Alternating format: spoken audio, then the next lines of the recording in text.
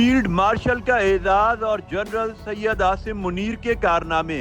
حالیہ پاک بھارت جنگ میں بھارت کو خاک چٹا دی خاک۔ بنیانم مرصوص کے نام پر ہونے والے جنگی آپریشن میں فیلڈ مارشل عاصم منیر کی قائدانہ صلاحیتوں کا اعتراف دشمن کو بھی کرنا پڑا۔ جنرل سے فیلڈ مارشل کے عہدے پر ترقی پانے والے سید عاصم منیر نے واقعی قوم کو سیسا پلائی ہوئی دیوار بنا دیا۔ آرمی، نیوی اور ایئر فورس کی مشترکہ حربی قوتوں کو یکجا کر دیا۔ پلک جھپکتے میں بھارت کا جنگی جنون زمیں بوس کر دیا۔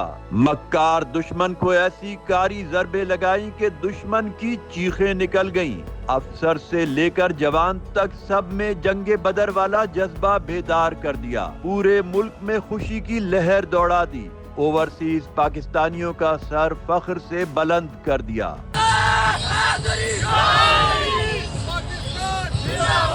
اپنے سے بڑے دشمن کا غرور ملیا میٹ کر دیا۔ ملک دشمنوں کے منہ بند کر دیے۔ پاک فوج اور عوام کے درمیان خلیج ڈالنے والے بیانیے کو ہمیشہ کے لیے دفن کر دیا۔